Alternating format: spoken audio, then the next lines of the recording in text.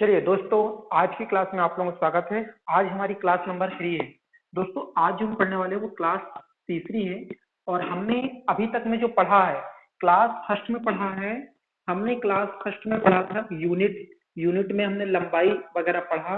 और जो class second है, इसमें भी हमने यूनिट कन्वर्जन देखा था। तो ये दो क्लास हमारी हो चुकी हैं। आज हमारी क्लास नंबर 3 है। तो क्लास नंबर 2 पे मैं किसने तापमान पे चर्चा किया था, ताप की इकाइयां, ताप इकाइयों पे। और यहाँ पे मैंने लंबाई, लंबाई, भार, इस प्रकार की इकाइयों के बारे में चर्चा की है। आज हम समय की इकाइयां देखेंगे। तो देखिए, इकाइयां यानी कि सभी लोगों को पता है, फिर भी मैं यहाँ पे आप लोगों से डिस्कस कर रहा हूँ। कोई ज्यादा कहना चाहिए कठिन चीजें नहीं है जो आपसे ना बनेंगी, बहुत ही सिंपल है। देखिए, सबसे पहले छोटी इकाई में बात करता हूँ सेकंड की। तो 1 मिनट में कितने सेकंड होते हैं? तो सबको पता होगा 1 मिनट में 60 सेकंड होते हैं।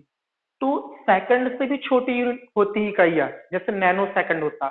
मगर अभी तक एग्जाम में सवाल नहीं बना है, तो आपको वो सब करने की जरूरत भी नहीं है। दोस्तों, अगर मैं 1 घंटा की बात करूंगा तो 1 घंटा में होते हैं 60 मिनट। और 1 मिनट में मैंने क्या बतलाया? 60 सेकंड। 60 मिनट। इसके बाद 1 घंटा में 60 मिनट होते हैं। अगर मैं एक दिन की बात करूंगा तो एक दिन में 24 घंटे होते हैं। और अगर मैं 24 घंटे में निकालना चाहता हूं कि कितने सेकंड होंगे, तो हम बड़ी ही आसानी से निकाल सकते हैं, है ना। तो 24 घंटे में जो मिनट होंगे वो कितने होंगे? 24 गुणा 60 करेंगे तो 1440 मिनट आ जाएगा। इस प्रकार से हम ये भी निकाल लिए। फिर आपको एक बात और पता होगी कि एक पक्ष किसे कहा जाता है। एक पक्ष जो होता है वो एक पक्ष कहा जाता है 15 दिन को। पक्ष, या हम इसे पंद्रवही भी बोलते हैं। कई बार एग्जाम में पूछती है चीजें, आप लोग ध्यान रखेंगे। एक पंद्रवही या एक पक्ष। इसके बाद पक्ष के बाद होता है एक महीना होता है। एक महीना में 30 दिन होते हैं या तो 31 दिन होते हैं। और अगर 365 दिन है तो वह होता है लीप वर्ष। अगर 366 दिन है तो हम उस वर्ष को कहते हैं क्या? सॉरी, ये कहलाएगा क्या? साधारण वर्ष। और 366 में क्या हो जाएगा? लीप वर्ष। क्यों? यहाँ पर फरवरी कितने दिन की होती है? 29 दिन की होती है। और यहाँ पे जो फरवरी होती है वो 28 दिन की होती है। इस प्रकार से आप लोग क्या कर लेंगे, है ना, ये टाइम को समझ लेंगे। फिर आता है एक शताब्दी या एक दशक। एक दशक आएगा तो समझ लीजिए 10 वर्ष। एक दशक का मतलब क्या हो जाएगा? 10 वर्ष। फिर आएगी एक शताब्दी। और शताब्दी या शतक कहें, मतलब कि वो होता है 100 वर्ष। और इस शताब्दी में फिर क्या होता है? ये जो शतक है चेंज हो जाता है। जैसे अभी चल रहा है 2020, तो ये जो शताब्दी चल रही है वो 21वीं शताब्दी चल रही है। 2000 के हम ऊपर यानी 21वीं शताब्दी में चल रहे हैं। ये कंप्लीट होगी तो 22वीं शताब्दी चालू हो जाएगी। तो इस प्रकार से हम लोग टाइम को मैनेजमेंट करते हैं, टाइम को समझते हैं। अब देखिए, ये तो कंसेप्ट हुआ, ये चीजें नॉर्मल है जो सभी लोगों को पता है। अब देखिए, घड़ी में भी कुछ चीजें होती हैं। घड़ी में क्या क्या होती है, चीज को जरूर समझना आप लोग। कि घड़ी में होता है 12, 1, 2, 3, 4, 5, 6, 7, 8, 9, 10, 11। मैंने एक घड़ी का यहाँ पे क्या बना लिया? फिगर बना लिया है। यानी आप लोगों को समझाने के लिए चीजें को बता रहा हूं कि चीजें कैसे होने वाली हैं। देखिए, आप लोग खुद समझ पाएंगे इसको कि मैंने ये जो घड़ी बनाया है, ये आपको इसलिए बनाया कि आपको एएम और पीएम ये समझाने के लिए। एएम यानी ये सुबह का टाइम होता है, और पीएम जो होता है वो इवनिंग का टाइम होता है, यानी शाम का टाइम होता है। क्योंकि ये रेलवे के हिसाब से टाइम चलता है। रेलवे यानी कि 24 आवर के जो फॉर्मेट में होता है, उस फॉर्मेट में रेलवे का टाइम जोन होता है। और हमसे सवाल भी यहीं से बनेंगे। तो सवाल हमसे कहेगा कि एक ट्रेन 5 PM पे चलती है। 5 PM का मतलब समझना पड़ेगा कि 5 PM क्या है, या 24 का बजना, 18 बजना, 17 बजना, ये सारी चीज हम लोग यहाँ से समझेंगे। दोस्तों, जब रात में 12 बजे बजते हैं तो वहां से हमारा एक नया दिन प्रारंभ हो जाता है। एक बजता है रात में, 2, 3, 4, 5, 6 प्रकार के। अभी सुबह के 12 बजे दोपहर तक वो 12 बजेगा।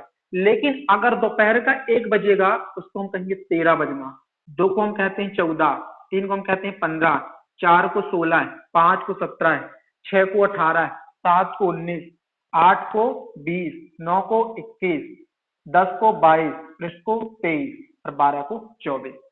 इस प्रकार से रेलवे का क्या होता है, टाइम फॉर्मेट होता है।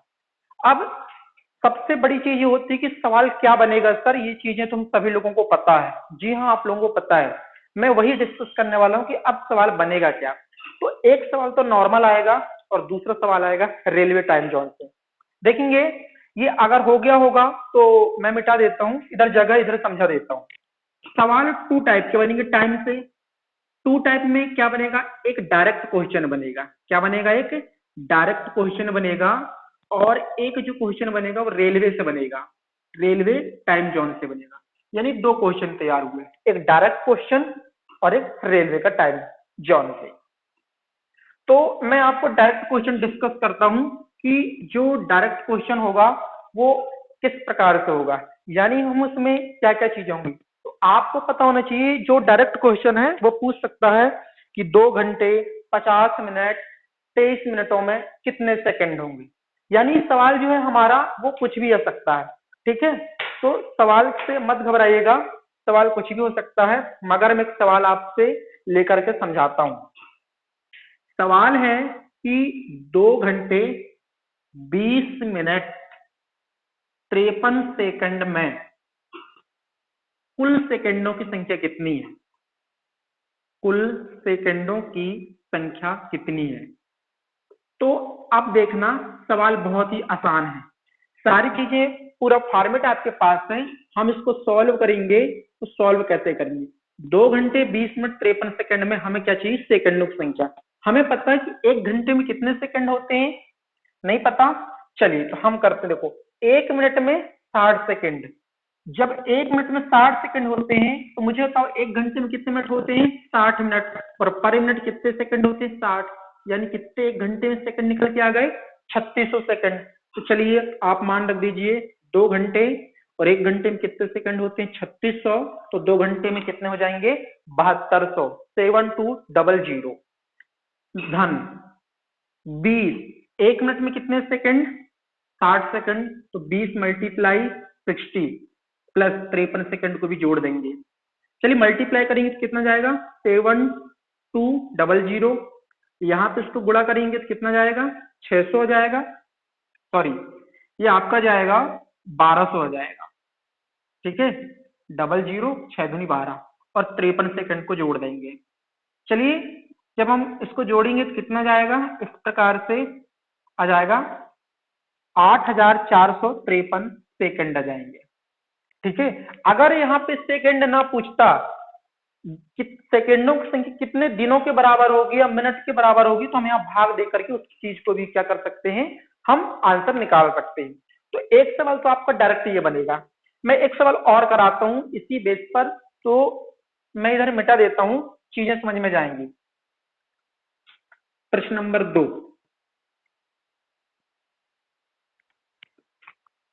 प्रश्न नंबर 2, यहाँ पे हम एक सवाल लेते हैं।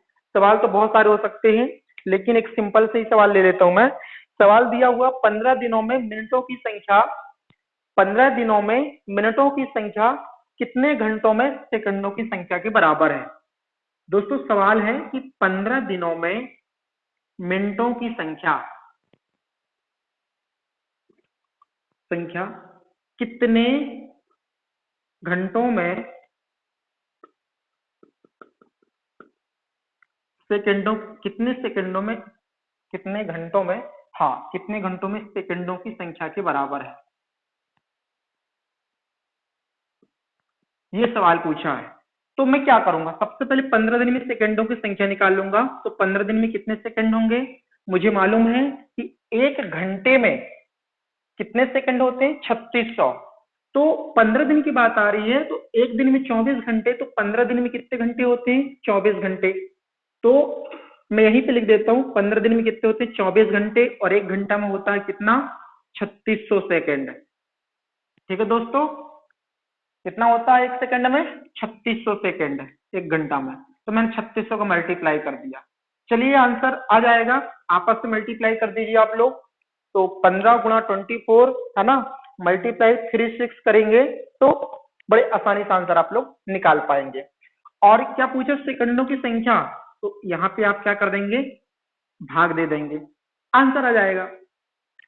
सेकंड क्वेश्चन है, रेलवे का टाइम का क्वेश्चन पूछता है कि एक व्यक्ति जो है वो 18:20 पे, है ना, कहना चाहिए 18:40 पे अपनी यात्रा शुरू किया।